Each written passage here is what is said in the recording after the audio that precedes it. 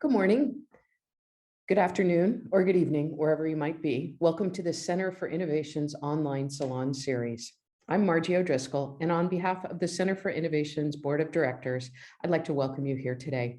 This is a new introduction for us as we have recently rebranded. We are transforming ourselves away from the hard-to-remember acronym of CIDCI to a more succinct name that we think better describes our mission. We plan to keep the CIDCI Foundation as our legal entity, but henceforth hope you'll find it easier to remember who we are with a name that better responds to our mission and goals. So, welcome to the Center for Innovation. We've also launched a new centerforinnovation.org website and look forward to your comments. We will continue to offer the same great programs, including the Research to Practice initiative, which invites students from around the world to submit a solution to a wicked problem in the AEC industry. We'll be awarding at least $5,000 in prize money to individuals or teams. We've extended the deadline to August 26 due to high interest, so please be sure to share this opportunity with any students in your network. We've also opened registration for the Innovation Lab. Participants in the Innovation Lab will learn tools from design and systems thinking and apply them immediately to their own projects. They'll leave with an appreciation of how to better understand their stakeholders, how to frame opportunities within messy problem spaces, and how to conduct rapid experiments to test new ideas and products. This online asynchronous course is a 6-module class that also opens on August 26th. The course will be led by Vivek Rao from the UC Berkeley Haas School of Business. Spaces are filling up rapidly, so please be sure to register soon. We would also like to thank our many sponsors who support our work, including today's webinar. Today, we are so delighted to feature a conversation with Rose Hall. Here's a little bit about Rose. She's the Vice President, Head of Construction Innovation for AXA XL North America Construction. Rose provides leadership in construction innovation via the implementation of business process ecosystems, technology, unique insurance solutions, and enhanced customer service initiative across all lines of business. Rose's topic today is a compelling one, her thesis. It has taken 2 decades to achieve cultural buy-in, shared best practices, and a collaborative forward approach to risk management within the AEC industry. Yet today, many still struggle with cultural and behavioral implications and proving the return on investment. This session will use lessons learned from prior disruptive initiatives in construction to forecast what we can expect for innovation and then draw a roadmap for the future of sustainability for the construction industry and beyond. Welcome, Rose. We're so glad to have you here joining us today. Thanks so much, Margie. Really appreciate it. Glad to be here myself. Great. Take it away. Okay, well, welcome everybody. As Margie said, I'm Rose Hall. I'm VP and Head of Construction Innovation at AXA XL. And I want to tell you a little bit about myself before I jump into our topic here, because I think it's all relevant to the conversation. As Margie mentioned, we're going to discuss innovation as the new risk management. And my background is in construction and civil engineering, first and foremost. I've got an undergrad and a graduate in civil engineering with a focus in construction, spent most of my life in the field, and came up through the ranks at a large construction company called Turner, if anybody's ever heard of them, purchasing, estimating, project management, risk engineering, and pre-construction. And then my last 4 years were in the risk management group at Turner, which was really eye-opening because I got an opportunity to see how business units in construction are viewing risk management and what is risk management. And our job was primarily to liaise between the insurers and the business units and help a construction company, help a company that primarily builds buildings and has a center of excellence in that field to think about things a little bit differently. And now back 20 years ago or so, risk management was in its infancy and few contractors truly had a risk management department. We were just figuring it out. We were just saying, well, what is risk management and how is this going to benefit our bottom line and how many people should we put on it and who should do it?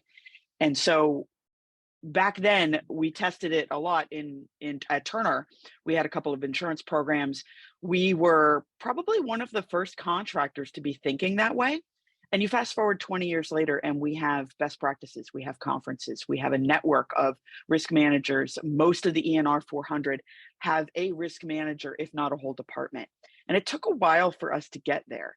And I think that technology and innovation is exactly the same in that fashion, in that when we look at the return on investment, it's not immediate. When we look at how many people to put on it, or what is the value, or how does it help us deliver to our customers on time, on budget, and with the right quality and safely, it's not immediately obvious. And so I think we take a same approach as we did to risk management and innovation. And if you want my future cast of the world, I think that in 20 years, innovation is going to be table stakes the same way risk management is. So I'm going to share with you some ideas surrounding that thesis, if you will. And part of this is I came to AXA XL after being in the field. I came to AXA XL as a risk engineer. And our work here in risk engineering, we have it paired with our policy. So if you have a policy with us, you also get our risk engineering services, bundled, if you will. And our role really is to help our underwriters understand construction and help our contractors understand risk. It's the intersection of those two where it becomes really special. People who have been in the field and been in insurance and combining the two. And so we started to see after a little while that contractor customers were coming to us asking for risk advice for years and years. How do I best manage water mitigation? How do I best manage safety, et cetera? And recently, in the last few years, they've come asking about technology and innovation. And how does this affect my risk? And how does this help me grow my business and grow it profitably? So we thought, well, we probably need to put some energy into that. Being an insurer, we've been primarily focused on risk management. And now risk management's taking a new turn. There are more opportunities now with innovation and technology to better manage your risk, to be more profitable, to grow and innovate and really modernize our industry. And we, as their consultants, as their trusted partners in risk, figured that we needed to have a resource to help dedicate to that. So my role was born about 2 years ago as head of construction innovation to drive technology adoption and innovation in the construction industry. And as you can see, I'm extremely passionate about it because I came from that space. And very quickly, my time at an insurer is starting to be bigger than my time in a construction company. So I've got that even balance at this stage. But I love it because it's an opportunity to influence an industry. We see a cross section of construction companies that they can't ever see individually on their own. And it's a privileged position to be in. It's also a privileged position to be in where we share their risk. So we are already business partners with most of the ENR 400. And so when we say, this is what we vetted and this is where we think innovation is going and this is how it affects your risk, hopefully that carries a little more weight than, and a little more personable and tailored approach to their businesses because we're all in this relationship together. So that is just a little preamble to what we're going to talk about today. I want to share with you what we're doing here in the construction ecosystem, which is a program that I co-founded with a couple other folks here at AXA XL, Gary Kaplan being the executive sponsor of the construction ecosystem. And this is relevant because what we're doing here is what I'm going to share with you, what we've learned from this. So in the spirit of everything we talked about with risk engineering, we decided that the best way to support our customers was to provide some tech adoption services, including a list of curated technologies and a benchmarking service to help our customers understand where they sit compared to their peers. And blinded, of course, but this helps them learn who they're actually bidding against for the same work and being able to see these are places where you excel compared to your peers, and these are places where we can help you with your next opportunity for advancement.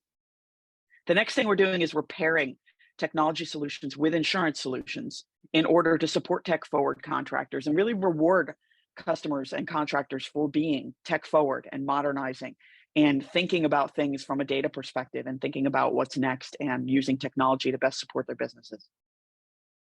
The last thing we're doing is knowledge networks. And this came directly from our customers. As we started to provide some of these services, we started to realize that one of the biggest benefits here was the human element, was sharing best practices. And we saw this 20 years ago in risk management, where everybody's trying to reinvent the wheel one by one. But if we can share all that knowledge and aggregate it together with a neutral party, such as a sharer of risk, such as a Center for Innovation and some of the other organizations that are out there doing this, That human element and that sharing of knowledge is just elevating the whole industry. So we put together some knowledge networks. One is our Innovators Circle, which is a roundtable group of innovation leaders from the construction and AEC industry coming together to share best practices. Two projects we're running this year is how to create your own innovation team and how to adopt technology. And we're going to be putting out a playbook toward the end of the year that aggregates all of the great insights that we've received from this group. Our mission is to advance construction risk management through partnership, innovation, and invention. So that's the backbone for what we're going to talk about today. This program we've been running for about 2 years, and we have a lot of insights that we have learned from the AEC industry, and I want to share those with you today. So we hit on this a little bit in the beginning, but the challenges of risk management in the early 2000s, we were thinking, what is risk management? Don't we have insurance for that? Isn't it just insurance? No, it's not just insurance. It's multifaceted. What are best practices for risk management? How are others doing it? Where should risk management report and why does that matter? This is a big one because if risk management reports to legal, it tends to look at everything with a legal eye. If it reports to the CFO, it tends to look at everything with a financial eye. If it reports to operations, it tends to look at things with an operational eye, all of which are important and need to be baked into the way we think about risk. But where it directly reports, I've noticed, really does affect the direction of the risk management. If I may, I would love to propose a chief risk officer idea for the construction industry. We have these in Fortune 500 companies. We don't see it yet much in the ENR 400, but I would love to see a chief risk officer because I believe that if you have that person report to the CEO, you get the best mix of all of that. But these are same questions we're asking for innovation. How do we create a company-wide culture of risk management? What's the ROI? We may not see it today, we may not see it tomorrow, but over time, we know that managing risk protects our bottom lines and allows us to grow profitably. If we just replace innovation with risk management in the early 2020s, we get the same questions. I'm hearing this a lot. What is innovation? Isn't that just tech? No, it's not just tech. It's a variety of ways of modernizing our business. Tech is included in that. What are adoption practices for best practices for tech adoption? What are my peers doing in that space? Where should innovation report? There's been a lot of discussion. A lot of innovation departments I've found tend to start reporting to the IT group. And then that puts you in a box right up front. And the whole point of innovation is it's not in a box. Innovation is an interesting concept for construction because it is completely counterintuitive to the way we think about building. Contractors have become very, very successful by learning how to do a process, build a building a certain way, and rinse and repeat it. And speaking strictly from the insurance perspective, most times when there's a claim, it's because someone did something different. They did something they don't normally do, and you end up with a loss. And so we've been trained and conditioned to think that construction is all about perfecting a process and repeating it. And don't do it anything different because that's when you get yourself in trouble. But innovation is so different from that. In fact, it's the opposite. We want to do things differently. We want to break things. We want to fail and fail fast and move on.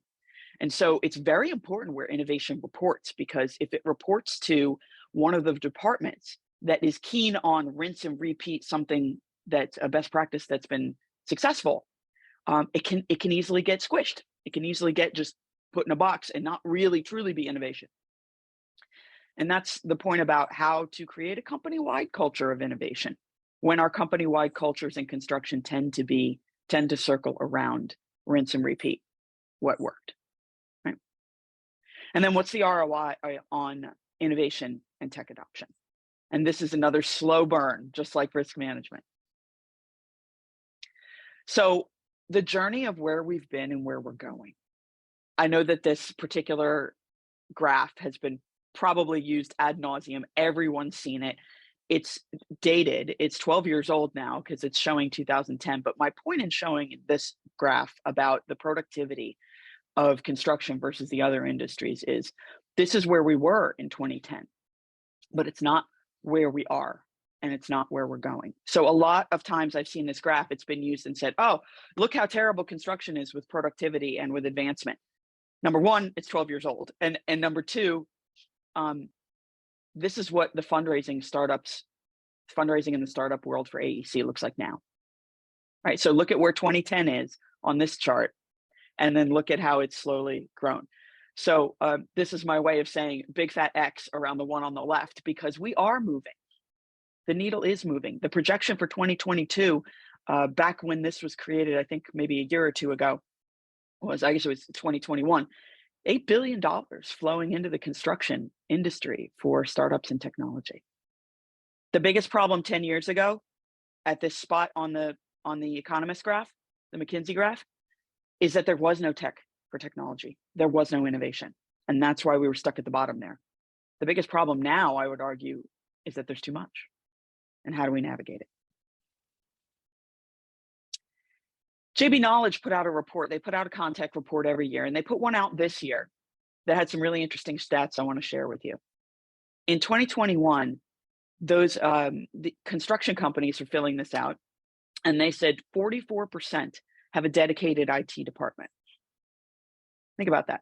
So if we're trying to innovate, and technology is part of innovation, and less than half of construction companies even have a dedicated IT department. See, the others are outsourcing a portion of their IT, outsourcing the entire IT department. How do we support that? It's a challenge. Not only that, but the spend on IT for most industries is about 3.5. For construction, we're struggling to get to 1%. And I'm going to share some stats with you from the benchmarking that we do. We look at 1% as the benchmark for construction, even though that's really low. But even still, a lot of folks are struggling to meet that mark. So if we're not funded, it's very hard to innovate. Who leads the IT department? This one I thought was really interesting. The CFOs, 30% of the CFOs are leading the IT department. So you've got the side that is conditioned to save money, working with the IT department that is keen on what we call sustaining innovation, which is the kind of innovation, incremental and sustaining innovation, which are the kinds of innovation that keep the engines running and keep you relevant, but they're not disrupting anything. And if it's governed by IT and by the CFO, you are looking to make sure that you're staying relevant and make sure that you're staying current and make sure all the systems are up and running, but you're not necessarily sticking your neck out. And that's what innovation is. And the last one is, I love this one, how companies are billing their IT expenditures, which, remembering that we're focused on IT here, but it's mainly because tech tends to fall in the IT department. It's getting better, by the way. A year ago, most tech and innovation groups were in the IT department, and now they're starting to move out. We're seeing that with the organizational charts of some of our customers. But focusing on this report, how companies are billing IT expenditures, I love this. 42% of the respondents didn't know. Didn't know at all. They didn't know where it was going. So how can we fund it if we're not even sure where it's going, where it's coming from? All right. Things to think about as we're trying to support this kind of growth. We're trying to support innovation. We're trying to support tech. So what's the most limiting factor at adopting new technology, which I would argue adopting new technology is getting closer to innovation. Technology and innovation, not synonymous, but new technology is closer to innovation. What are the limiting factors? A third, employee hesitance, budget, and lack of staff. So one of these is cultural, and two of them are tactical, if you will, which is why it's so important where it reports. Another 28% said it was lack of knowledge about new technology. And this is a place where we can help, where Center for Innovation can help, where some of these other organizations that are keen on taking the networking aspect of this effort and having us all elevate the industry together. So I just find that a lot of contractors are not looking at this as trade secret and looking to collaborate with others. And this is the way we're going to get there as an organization, or as an industry. Lack of knowledge about new technology, that's easily fixed because there's so much information out there. In fact, I would argue that there's probably too much. And so getting with your peers and finding out what other people are doing and learning where you stand compared to your peers and collaborating and listening to webinars and interacting with those who are doing research in maybe certain themes and you're doing research in another theme, and bringing all that together is really going to be the secret sauce of how we get there. This is one of the places we can help. AXA XL has curated a suite of technology solutions. We've combed through about 610 plus technologies. We've interviewed in detail 150, and we've partnered with 34 construction-specific technologies, 42 across our entire ecosystem, addressing more than 50 use cases for the construction industry. All of these technologies are part of our preferred partners, and most of them offer a discount or some other perk for AXA XL customers or folks that we're just friends with. We look at contractors in two buckets. Those are our customers and those we'd like to be our customers. So this is available to anyone on this call. If you have questions about it, you can give me a ring after the session. But I wanted to let you know that one of the things we're doing here is trying to quell the noise for the industry, trying to look at what are the technologies out there that are really supporting and really adopted. So we look at this very differently than, say, a VC. And a VC is looking at potential in a technology. We're not looking at potential. We want you to already be there. We want to be able to say to our contractors, this is being used and adopted and being valuable to your peers. And so we look for very mature technologies, and we look for ones that have strong testimony from others in the ENR 400. And that's part of what we use our innovator circle for. So we have this network of our innovation leaders. There's about 60 on the innovator circle right now. And we have conversations all the time about who's used what and what do you think and what are the new features. And it's a bit of a really nice knowledge sharing space. The other thing we're doing is our benchmark service. So our Tech Adoption Maturity Index.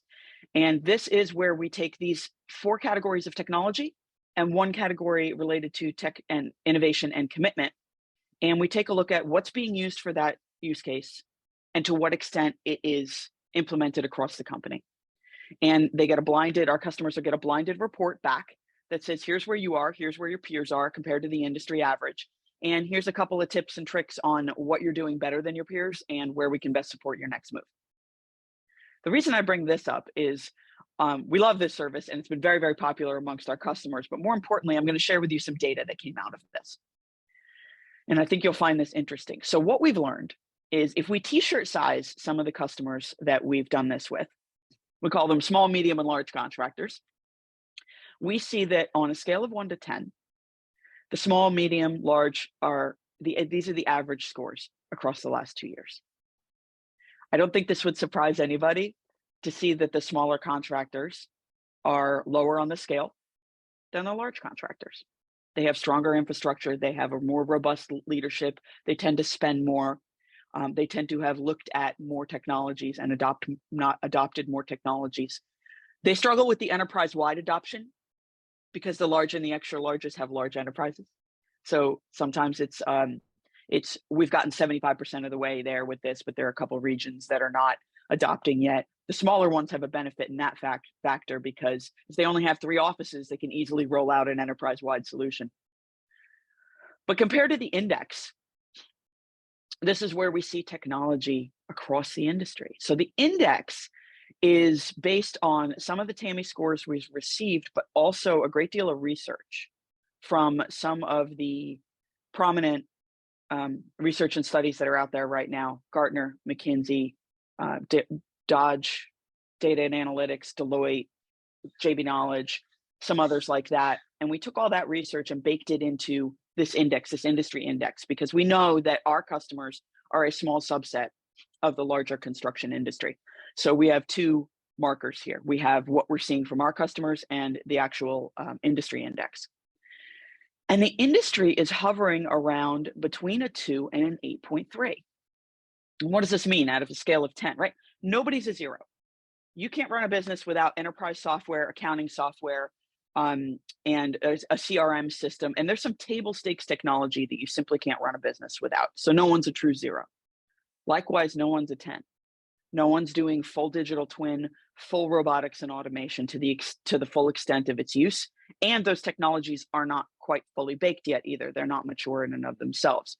So if the theoretical high is an 8.3 and the theoretical low is a 2, that index average is a 5.2. So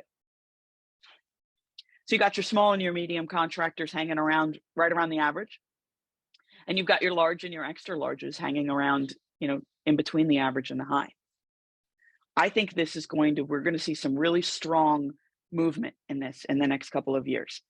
We've been saying for years that construction companies are behind. I think we should change that narrative. We're not behind, we're coming up, right? We are getting there. We are better than we were before. We are accelerating. And this will show that.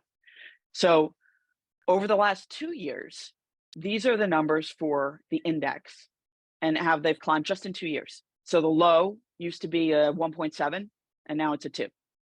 The average was below a 5 and now it's a 5.2. And the industry index high was around an 8.1 and now it's an 8.3. So we're getting there. We're getting there as an industry. It's time to change the narrative. It's time to talk about how fast we can accelerate. Maybe we can be the front runner. Instead of saying construction's always behind, maybe we can be the champion of getting there fastest, right? Yeah, we were behind 5 years ago, and in 5 years we're going to catch up. Has any other industry caught up that fast? Maybe that can be the thing we do best, right? Some more data from our TAMI. So breaking it down into specific categories, wanted to show you the same type of graph, but in the specific categories. And what you'll see is the same thing. Mostly the smaller contractors are a little further behind on each category. So this is categorical, not averaged over the whole assessment. So while it tracks on the whole assessment, it's important to note that it also tracks on an individual level categorically. You'll note the lowest here is IoT sensors. And I actually think that's a good thing, because I think it's important for us to get in order our enterprise software and our field management softwares and get our tech and innovation commitment, our leadership teams, our roadmaps, and our funding in place before we start to add in all these gadgets, which is really what IoT sensors are. So I actually think it's a positive thing that the IoT sensors lags behind. I would like to see it creep up a little faster, but I don't see it as a negative that it's coming behind all the infrastructure needed to support it. So what are the biggest and best technologies out there right now? What are the trends? The top adopted tech that we've learned from our TAMIs is ERP, of course, Enterprise Resource Planning. Project management, of course, we've been using project management softwares for years and years and years. Table stakes, CRM, table stakes, safety, table stakes, cloud collaboration, quality management, and these numbers are out of a 5, okay? So ERP is a 4.9, really positive. These are the ones we see most commonly top adopted. The top lagging tech, water mitigation IoT. And it's so interesting because one of the biggest losses, one of the biggest claim drivers is water. Water coming from the sky, water coming from the building systems, water coming from the ground. It's just water. So having a water mitigation IoT is so important, but it also is one of the ones you could spend a bit of money on. So I think that's part of the reason it lags. But the next ones are augmented reality. Worker wearables is an interesting one. We really thought worker wearables was going to pick up in COVID because it enabled work, where before it was just a nice to have or something the contractor wanted their trade workers to do, and it was kind of a lot of cultural pushback on that. And we thought, boy, since COVID and everything is shut down, and one of the few industries that you still can work is construction, because you can work outside, and if you can wear a thing that tells you how to stay away from other people and how to have contact tracing, that we thought that would get more workers more comfortable with wearables, and that worker wearables would pick up overall. It did not. We were wrong about that. It has gone right back to where it was after COVID. And digital twin is another one that we hear a lot. And when I say digital twin, I mean a functional digital twin. I mean an operations and maintenance digital twin that encompasses not just a digital version of the as-built, which I think is how some use the term digital twin. That's just a digital as-built. What I'm talking about is a functional operational digital twin. And we have found that the only contractors that are doing this are doing it because the owner wants it and the owner's paying for it. And frankly, I think that's okay, because it doesn't really do much for the contractor. It does a lot for the owner, though. So I'd like to see that pick up, but I think we're way behind on that as an industry, I think. I don't think we're ready for it. Let me say that. Top emerging tech, imagery. Oh my gosh, is imagery so important? Not only does it help you gauge the progress and help you communicate the progress to the stakeholders in the project, but it's also a great record of what happened when so you don't have to open walls or do destructive testing when there's a problem, wondering what's behind it. It allows a lot better understanding of what's actually in the project and what's going on day to day and who caused what and how to get it remedied, and it's great for quality. Fleet telematics, auto continues to be one of the largest loss leaders as well. And fleet telematics are a really simple way to coach and evaluate and coach drivers and have less losses. Of all the risky things we do in construction, it's really incredible to me that auto claims are still on the rise. Water mitigation shows up in the top emerging tech as well as the lagging. So it's lagging, but it's also up and coming. Those who have adopted it, I sat with a customer just yesterday who said, I told them that it's lagging. They're doing excellent things with it. Every single job's got water mitigation on it. And I said, you're one of the few I talked to that has that. And they said, I think that's ridiculous. It's so valuable. And I'm like, I know, but if you've never had a claim, it's hard to communicate how valuable it is. So it's both lagging and emerging. Field communication, a lot of chatter about this lately. How do we get in touch with our field, our trade workers, when there's something important to say? To announce an incoming weather event, to evacuate the site, just general notifications, hey, the food truck's here. But you want to be able to communicate ubiquitously across the whole job site. And that's hard to do when we have different companies showing up all the time. You have 40 different trade contractors on the job. So a seamless field communication is becoming very important. And supply chain management, I won't harp on this one too much. I'm sure we've all sat on a zillion webinars about supply chain management. It was a problem before COVID. Now it's a really big source of concern for everyone in the world, not to mention construction. So here's where we're going to challenge the idea around innovation and how we think about risk and how we think about technology. All of these places are okay. But the question is, where are you? And where do you want to be? And do those things align? And do they align with the culture in your organization? So a lot of times folks that log into a webinar called Innovation is the New Risk Management, these are the folks that are excited about innovation. I go to ENR Future Tech and I go to some of these other conferences that are focused around really thinking forward in construction, modernizing, being at the edge of it. And you spend a couple of days at a conference like that and you think, oh, everybody thinks like this, but we don't. You're just standing around with a bunch of your peers, which we've all got the same, we're all drinking the same Kool-Aid. So these things tend to be self-selecting a little bit. If you've logged into this webinar, you're probably somebody who's interested in innovation. And I think what's important is to not leave those folks out on an island, because it's very easy to say, well, we want to innovate as a company. Let me hire an innovation leader. Here, you're an innovation leader now. Go innovate. And without the right support and without the right cultural buy-in and without the right alignment with the current culture of the company, innovation can easily fall flat. So if you're someone who's in this tail end, this innovator's end, adopting when things are new and unproven and trying to fail and trying to figure out and break things and trying to figure out what's next and being willing to fail as you go through that, but your company is not there yet, you can have this clash. You will be ineffective as an innovation leader without the right support. And the support means the whole culture. The support means the C-suite. The support means financially. The support means with resources. But the question here is, where are you as a leader? And then where are you as a company? And do those things align? And if there's 3 of these steps in between your mindset and the company's mindset, you need to meet somewhere in the middle and figure out what works best for your company culture. Because the one thing that I have learned by sitting with contractors for the last 8 years I've been here at AXA XL, sitting with a variety of contractors, this cross-section of the ENR 400, the most excellent contractors out there, is that they all really are unique snowflakes. Each culture is uniquely different. And if you don't respect that culture as you think about innovating, you're going to be stuck. You're just going to be stuck.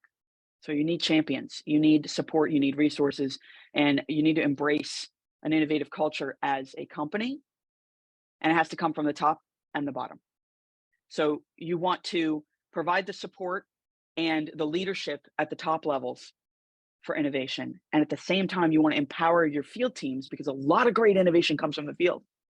You want to empower your field teams to bring things up. And one of the points in the TAMI is, what is your innovation budget?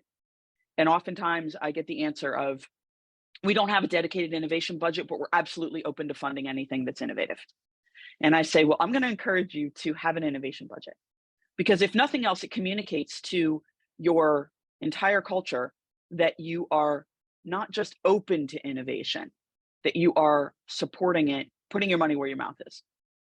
It's like having to go to, it's like when you're a teenager and you have to go to dad every time you want $5 to go out to the movies or whatever, rather than getting an allowance. So if you know you've got to ask for it every single time and you're not sure if the answer is going to be yes, you may have a great idea in the field that'll just go unexplored, because it's like, well, I don't really know who to go to. That's a leadership piece. I don't really know if they'll fund it. That's the budget piece. I don't really know. It's kind of half baked. I don't know how to develop it, but I know where the problem is. And that's the resourcing piece. And if you communicate to your organizations that you are supporting with resources, with budget, and with leadership, then these great ideas from the field will emerge. And you can really capitalize on that human element of starting with the problem to solve. And I will say this, there's a lot of tech out there that is a solution running around looking for a problem. And it's great because it's coming from other industries, and it's like, oh, if this works in manufacturing, maybe it'll work in construction. But the really, really valuable ones are the ones that start with the problem. They come from the field. Somebody's tired of doing something over and over again that they've done a zillion times, and they're like, there's got to be a better way. So aligning your innovation culture to your leadership and your company culture is where you can really be effective. Okay, the ROI challenge, because we get this question a lot. Oh, but what's the ROI? And I'm going to share with you how we look at technology. We look at technology in two ways, the value of the technology in two ways, okay? The first is the core value prop. What does it do? What does it actually do? Water mitigation technology, it stops a leak. The other piece of it is the data that technology can provide. And they're very different. And I think, if I may, that I think a lot of technology companies focus on the data before the value prop. I don't know if we're there yet as an industry. First off, we need the thing. We need the thing that stops the leak. Then we can think about looking at the data. So two pieces of the value. And if you put the cart before the horse, if you look at the data before you implement the core value prop, you're kind of backwards, right? And the data is not going to be very good. So you really have to use the thing for what it's used for, and then you can look at the data as a value. The other thing we look at is, how do we look at the risk? And this, from an insurer's perspective, we look at the risk in two facets. Does it prevent the loss, or does it just reduce the cost of the loss? I'll give you an example. Water mitigation, again, because it's one we can really show an ROI on. A loss prevention would be the IoT technology that evaluates the flow of the water and notifies somebody on their phone that there's been a leak, and you can shut the water off remotely from wherever you are. That's a prevention. There's something going on in the pipe that doesn't seem right, shut the water off, no loss. Then there's loss reduction. There's a sensor that says that there has been a leak. So the sensor's on the floor, right? Like a puck, like you have for your hot water heater, right? And when water touches it, then it notifies you. So number one, now you've already got a leak happening because there's already water on the floor. And number two, you can't shut it off remotely. You got to get off your couch and stop binge watching, Seinfeld, and get in your car and drive over to the site and shut the water off manually. Does it reduce the loss? Absolutely. Definitely better to know you have a leak on a Friday night than Monday morning when you show up to the job site. But it doesn't prevent the loss, right? It just reduces it. There's a third category here, and this is just loss monitoring, or risk monitoring, rather, let's call it. Does it monitor or observe the risk? So there's a lot of technologies that collect data, but don't act, or aggregate data, but have no actionable. It takes a human to look at the data and make a different decision based on that data. These are great technologies, but we have to recognize the difference between something that will prevent a loss, reduce a loss, or simply provide you with the information you need to make a decision, which will then prevent or reduce the next loss. On the heels of that, this is my big hairy question. for this session. Is the problem big enough to spend money mitigating it? Now, this is the intersection of risk management and innovation, in my opinion. And I think that what we need to look at, what we need to think about is, what is our risk tolerance as a company? Now, just like innovation, right? Just like our innovation culture, our risk tolerance is a culture as well. There are companies that buy insurance for all of their risk. That's a tactic. There are companies that don't buy insurance for all of their risk. That's also another tactic, another version of risk tolerance. There's captives, there's high deductibles. There's all kinds of ways that you can say, this is the risk I'm willing to take, and this is the risk I'm not willing to take. And just like our company cultures, it's all different, which is why we have lots of insurance programs and there's lots of insurers out there to provide them, because everyone's risk tolerance is just a little different. But when we think about technology, and I think this is something very, very important when you're thinking about adopting technology, and if there's any technologies on the phone, when you're thinking about approaching a contractor, if the problem is 3x and the mitigating tech costs you X, it's kind of a no-brainer, right? It costs this much to fix a problem that's this big. In that case, a contractor is likely to buy your tech. But if the problem is only 2x the cost of the mitigating tech, they might still buy the tech. What really starts to get squirrely is when the problem is the same size as the tech it costs to fix it. So if a contractor is looking at all their, let's say, water claims for the last 10 years, and they say, traditionally we spend $1 million on water. Let's say 100,000. We spend 100,000 on water problems per year, and the tech costs me 100,000 per year. The problem is a potential cost, but the mitigating tech is a certain cost. So I can spend 100,000 definitely to mitigate this problem, or I can take my chances and maybe spend 100,000 to fix the problem when it happens. And the question is, are you feeling lucky? We get into a really squirrely situation when the problem costs less than the mitigating tech. I had one tech come to me and they said, our tech is really cheap. It's only 1% of the job. And I laughed and I said, you need to go talk to some more contractors. Ask them, first question you should ask them is, what's your fee? What's your typical fee? And you'll figure out whether or not your tech is really cheap. This is where we get into the stage. So when the potential cost of the problem is less than the certain cost of the mitigating tech, or even before that, even here, when it's the same, the contractor may just choose to take on that tech, and that's not take on that risk. And that's not because your tech is terrible. Your tech could be the greatest tech in the world and it could solve the problem beautifully. But if the contractor's risk tolerance, looking over on the right here, the risk they are willing to take is such that they'd rather have a potential and a risk of 100,000 rather than definitely paying out 100,000, they're not going to buy your tech. That's one of the barriers to tech adoption.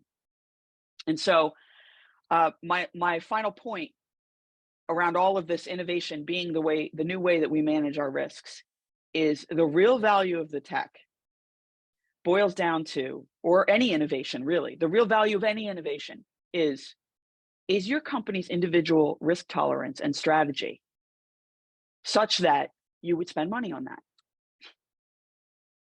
So it's not just, does my tech work? Does my innovation plan work? And how much does it cost?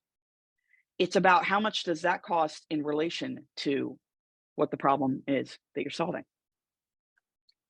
The cost of the tech may not be as important as the relative size of the problem solved. So with that, I would encourage you to think about some of these concepts. Think about how innovation intersects with risk management. Think about how technology plays into innovation, and that it's not just, tech is not equal innovation, just like insurance does not equal risk management. Think about where your innovation lies. Think about where you want to be. Think about your problems to be solved and whether or not innovation can help you solve those problems and better manage your risk. And that helps you grow more profitably. I sat with a customer yesterday who said to me, it was about the TAMI, and they said, the TAMI helps me scale confidently. That was such a powerful statement because it's about growing our businesses as contractors and about being able to build confidently, being able to adjust our risk confidently, And construction may seem like a niche industry, but it's not. It's the backbone and the fabric of our society. If we don't have construction and all of our contractors don't grow and grow profitably, we don't have places to live, work, and play. This is essential to our society. And the way we get there is to continue to innovate and continue to drive progress in our industry the way others have done in other industries. So those are my parting words. Rose, that was so fantastic. Thank you so much. I'd like to Thank you. invite those in our audience to ask Rose any questions. You can use the chat box and I'll unmute you. But I have a question, Rose. You focused so much on construction companies, and I'm wondering what the role might be for building owners at encouraging or requiring contractors to move towards certain technological choices they might make. It's a great, I'm so glad you brought that up, Margie, because the places that, so all the programs that I described we're doing, we are now expanding into the owners sector because we realize that if you don't involve the entire value chain, we're operating in a vacuum. So I think there's a lot to be gained in bringing the owners into the conversation, especially because some of these technologies and some of the innovative things that we're doing, and I talked a lot about tech, but innovation is more than tech, as we discussed, but let me bring another idea into the play, which is modular, prefab, offsite, some of those things that are more innovative, right? You need the owner's buy-in for that. And sometimes you need the owner's money, right? And a water mitigation technology is something that can be kind of spendy to put on the job site, but it stays in the building through the life of the job. There are innovations that benefit the building for the life cycle of the building, which then is the owner becomes a bigger stakeholder in that. And it's tremendously important to get the owners involved in this and so I'll say this, there are owners out there, some of the more progressive, let's call them, techie type of owners who are requiring technologies on their job site. And they're not working with contractors who are unwilling to use innovative means and methods and won't use technologies. They're hand selecting their contractors based on how innovative and technologically mature they are. And I think that's going to become table stakes in short order. That's interesting. We have a question here from Diago Beltran. Have contractors using construction technologies been able to reap discounts in builders' risk and deductibles? This is like, everybody wants to know that. Everybody wants to know that. You're an insurance person. Aren't you going to talk about premiums?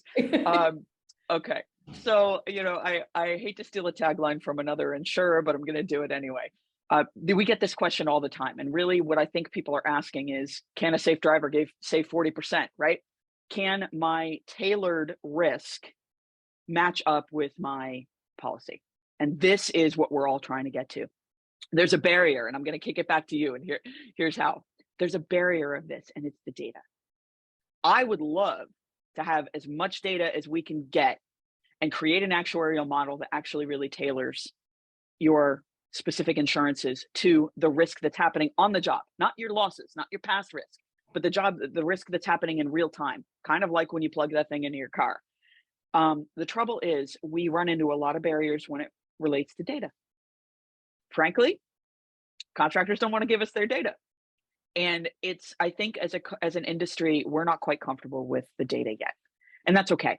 So we originally conceptualized our ecosystem, all the programs I described, we conceptualized it as a data ecosystem. And we learned very quickly that asking our customers whose risks we write for their data was a bit intrusive upfront. It was like, yeah, maybe, but I got to sanitize it first.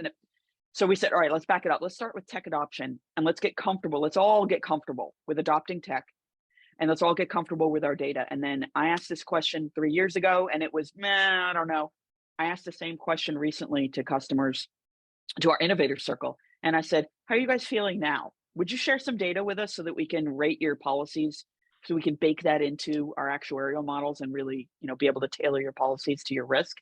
And now they're excited about it.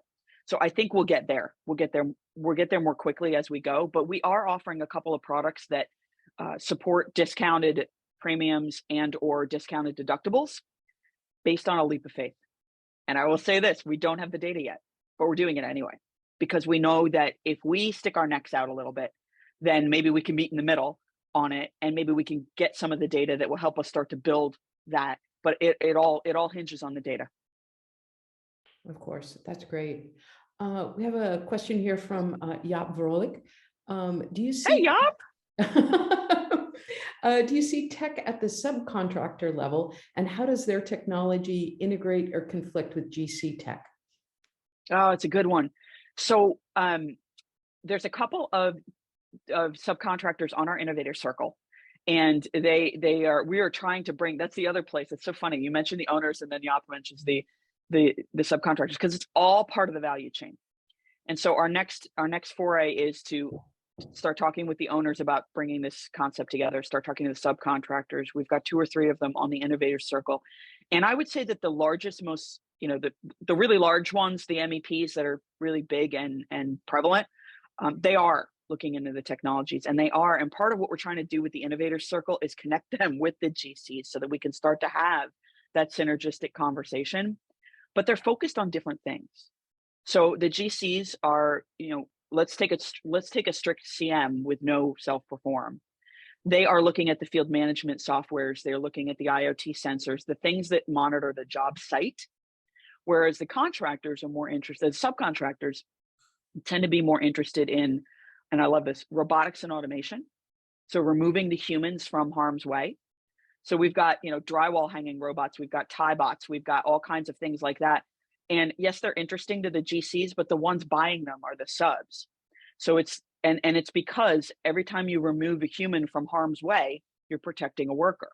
And so that's on the subs to do and bring that to the table. So I think it's up and down the value chain is the way to approach it.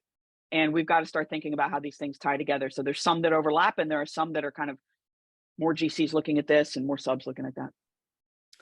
Great. We have a question from Erin Anderson. Hi, Rose. Thanks for your leadership. Are there any resources you can identify for us to measure industry-wide risks? We'd like to quantify risk and opportunity beyond our own experience and internal data. Mm-hmm. Easy Yeah, question. I mean, that's the name of the game, right? And that's what gets me excited about getting up in the morning, is because when I sat at a construction company, I could only see one view. I kind of like a little bit of this great resignation situation right now. And I know that's kind of a touchy subject, but I'll say this: as people start to let's call it cross collaborate, and people are leaving one company, going to another company, all this movement, I think is going to actually spur some more cohesive best practices. And so I sat with a contractor recently that hired 4 new executives, one from this contractor, one from this contractor, one from this contractor, another from this contractor. And the reaction was like, wow, that's a really fragmented C-suite you have. And I'm like, no, I think it's great, because they're bringing expertise in from all the other spaces. So, back to your original question, which was, I lost my train of thought. Are there any resources? It's about it's about the resources across the industry. So my point is, make friends, phone a friend, get involved with Center for Innovation, get involved with what we're doing and sharing the best practices. I don't know about the data yet, because again, everybody's a little squirrely about sharing their data, but specific resources, I would say right now, it's humans. There's a lot of articles out there, McKinsey and Deloitte and Gartner and Dodge Data and Analytics, and we didn't even do our own research to create the TAMI index. There was so much out there already. I would say just keep reading. ENR, it's another one. I forgot about that. Keep reading, and don't be afraid to talk to your peers, because this is not trade secret stuff. This is not this. And what I'm learning from our innovator circle is that everybody just wants everybody else to elevate. This is not the kind of stuff that we want to keep under our hats. We really want to share with the industry. So that's what I have for you. And I'll say that's definitely what drives the Center for Innovation is people sharing. Yeah. Because it's only by collective work that we're going to really transform the industry. It might give, your great idea might give you the competitive edge today, but somebody else is going to find that out in a week or a month or when they see what you've done. So it's really by that collective conversation that we make a better world for everyone. We have a question here, and pardon me if I haven't pronounced your name correctly, from Xian Ning, which is where do you see academia play a role in risk management? Okay. So risk management, and when I went to school years ago, risk management was not a thing you could major in. In fact, construction management was hardly a thing you could major in. I had to go to school for civil engineering to learn construction, really. And now you can get a construction management degree outside of the Department of Civil Engineering. But risk management wasn't a thing you could. And if you ask anybody in insurance, I would say 95% of people in insurance would say that they fell into the industry. I know like two people who actually went to school for insurance. So it's great that risk management is now becoming something that you can go to school for. I love it because it's such an interesting art. When I was in the field and doing engineering-y things, and I got invited to interview for a role in risk management at Turner, my ops manager said, "Well, if you go into risk management, you'll probably never go back in the field. If you're okay with that, then go for it." And I was like, "I don't really know what it's about, but it sounds interesting." It turns out it's a more creative space than I ever could have given it credit for. It's so much fun. I love that it's something you can go to school for now, and I think that bringing those academics. So we have a group we call the Collaboratory here. It's kind of a group of advisors, and we have a couple of educational institutions on there, Stanford included. The SciFi Lab at Stanford, of course, is very active in technology and innovation in the construction industry. So to the extent that we can bring in and start to groom and cultivate folks at the college level, I mean, construction and both construction and insurance share a reputation for being antiquated and a reputation for being not particularly glamorous. So I think that going into the schools and trying to communicate how much fun this industry can be is a great opportunity. Well, Rose, you are so passionate about that. You actually will make people want to enter the industry. I'm just saying. I hope so. It's really fun. Okay, we've got time for one last question. Daniel Kessler asks, what conversations are you having around ESG with contractors? Wow, it's almost like you guys asked the questions of the couple of slides that I cut from the presentation. It's perfect. It's perfect because I was like, oh, is this going to be interesting to this group or not? So the next place we're going with this is we have a framework now to help contractors move forward in modernizing their businesses. And what we've chosen to start with is tech adoption, right? And insurance. The next place we want to go is sustainability, because I think that that's another space, just like risk management, just like innovation, that we know we need to do. We need to get there. We're not sure how to do it yet as an industry. And we need to share best practices. We need benchmarking. We need curated solutions. We need insurers that support it. And we need knowledge networks for all of that. And so sustainability is the next place that we're going to be looking here at AXA XL. We're going to be looking to help contractors up their game and connect that to risk management. Of course, sustainability being one part of ESG. ESG has come down hard on everybody in the last couple of years. I don't mean that negatively. I mean, it came fast, and we're beholden to it as well. I contend that as a global insurer, the best thing we can do for ESG is help our contractors and our customers support their ESG goals. That's the way we can be most effective. So we're one of the largest global insurers, but compared to maybe the financial industry or some other industries, we're still only $12 billion company. How do we really affect change in the world? It's through our partnerships. It's through helping others do it. And then in turn, that supports the whole group. So yeah, we're looking into ESG. We're beholden to it as a company, AXA XL, and we know the best way to do it is to help our customers do it. And then we're all in it together. Rose, I'm so sorry that our time is coming to the end. I think that hopefully you've recruited some people on this call to join the risk management industry, to move away from construction. But on behalf of the Center for Innovation, I really want to thank you for your time. What a great presentation. Just lovely to spend the morning with you. Thank you. Thank you. I would add one thing, Margie. Yeah. When you go into risk management, you never truly leave construction, though. Okay. I mean, it's true. If I knew that was going to be a path, I might not have taken it. So yeah. So I love the industry. Yeah, I love the industry. I'm really passionate about it. That's so great. Well, thank you again. Thanks so much. Our next scheduled webinar is on August 26th. with Sandeep Ahuja. Creating a carbon-free future lies in rethinking building design. Join Sandeep as she shares her innovation story that led to the founding and leading the development of the software solution called Cove.tool that weaves energy, daylighting, and cost analyses into a user-friendly tool that is disrupting the design world. We look forward to having you join us. This session will be recorded and placed on our new website, centerforinnovation.org, and YouTube as soon as possible. To join us for future webinars, be sure to subscribe to our newsletter and website. Special thanks to Katie Olson for a new website, rebranding, and keeping us on track today, and also to our sponsors who make all of this possible. Thanks for joining us. If you have any thoughts or comments, please reach out to us via the Center for Innovation's website, Contact Us link. Thanks, and we'll see you soon.